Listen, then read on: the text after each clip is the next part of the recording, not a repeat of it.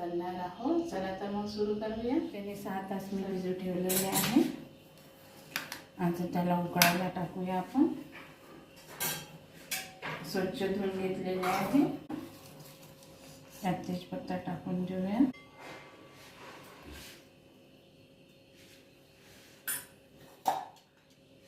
आणि लाल मिरची टाकून पुऱ्या करण्यासाठी मी 1.5 वाटी मैदा घेतलेला आहे आणि अर्धा वाटी रवा घेतलेला आहे.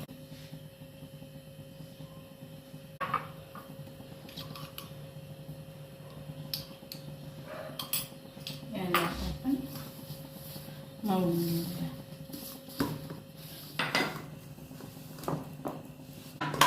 याला 20 मिनिटांसाठी ठेवून घेऊया. वेगळं काढ. बडी विलायची, धने, जिरा अगोदरच बारीक केलेला आहे, लवंग, काळे मिरं हे सर्व बारीक करून घेऊया आपण. चक्रफूल अगोदर आपण हे सर्व भाजून घेऊया. अद्रक आणि लसूण याचा आपण पेस्ट बारीक करून घेऊया. गरम मसाला मी बारीक केलेला आहे. बारीक करून झालेला आहे आपला गरम मसाला. कांद्याची पेस्ट, टमाटर, धने सांबार, अद्रक लसूण पेस्ट, जिरं पावडर, धने पावडर आणि तिखट, मीठ. चला तर सुरुवात करूया आपण. सर्वप्रथम तेल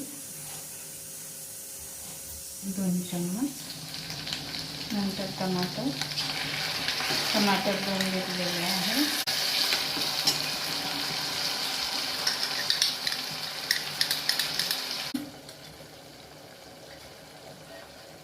एक चम्मच तिखट, थोडे जास्त टाकूया.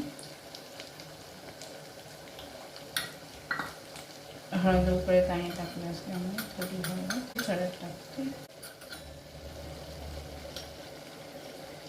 आणि गरम मसाला आपण जो केलेला होता. उकळताना मीठ टाकलं नव्हतं.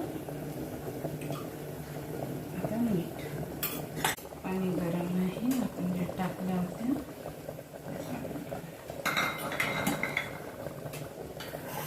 तेजपत्ता,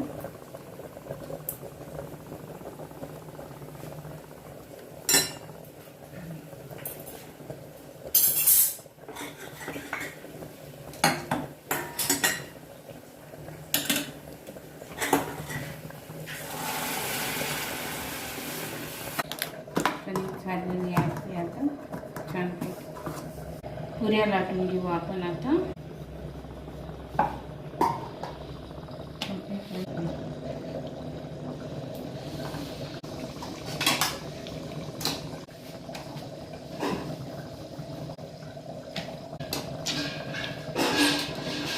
पुरी छान फुलून आणली.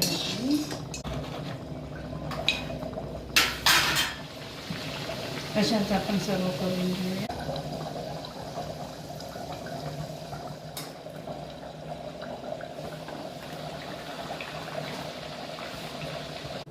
छोले झाले आणि पुरी पण झाली. चला आता आपण प्लेट सजवूया.